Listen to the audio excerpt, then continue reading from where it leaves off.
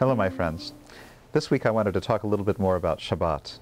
Last time we talked about how Shabbat gives the self the opportunity to experience itself separate from activity, and how important an experience this is for any kind of spiritual achievement, really any kind of sanity, because if you are only your activity, that is a state of bondage. That is a state of Egypt. You are subjected to the Pharaoh of obsessive, compulsive devotion to always earning money and always being productive. And there needs to be a break from that in order for life to be in balance. Why? Why is that? Could there be something physically, even in the structure of the human nervous system, that would support that kind of contention?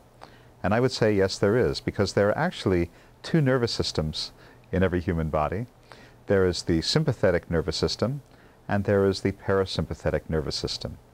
The sympathetic deals with activity. It deals with challenge. It deals with crisis. It's the part of our physiology that is responsible for the fight or flight response, for responding to stressful circumstances, which is the characteristic of much of the 6 days of the week these days. Not that we have to run from carnivores or that we have to hunt for game. We're not quite that high energy these days, but we do experience daily challenges in the workplace, in the home, anywhere we happen to be these days. Commuting is a challenge these days as well. So a lot of high stress situations unfold during the week, and the sympathetic nervous system is called upon to respond perhaps more often than is healthy. On Shabbat, we attempt to awaken parasympathetically.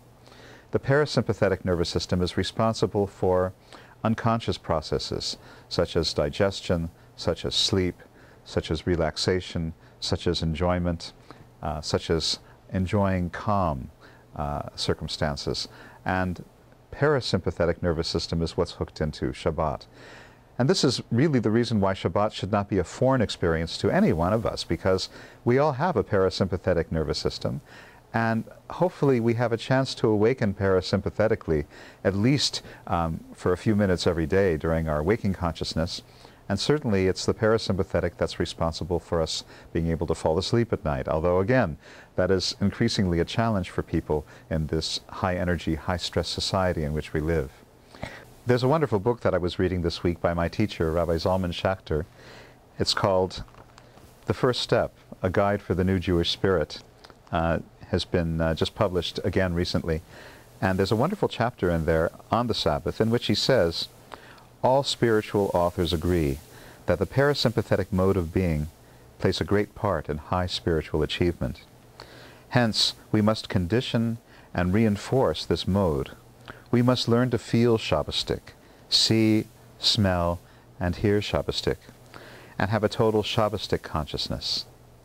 Question is, how can we do this? The answer is very simple, and that is simply by celebrating the Shabbat. There are various aspects of the Shabbat celebration which are meant to induce the parasympathetic state. These include coming to shul, singing the Chadodi, doing the Kiddush, doing Motzi, singing Zmirot, enjoying a meal together with our friends and family. All these things are inducements to enjoy in a way that we're not necessarily having to produce, and we're not selling our time like a commodity.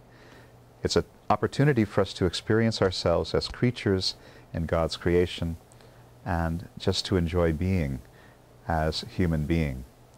So I would wish you many wonderful experiences of the parasympathetic this week. Hopefully every day you get a chance to experience some of that, but especially on Shabbat. We must learn to awaken parasympathetically, and then every experience that we have, whether it's in shul or out of shul, with our families or by ourselves, it becomes a way of awakening to this being which is automatically close to the Spirit, which is close to God, and which brings us the greatest fulfillment that a person can ever experience in this lifetime. So I want to wish you again a Shabbat Shalom, and until we meet again.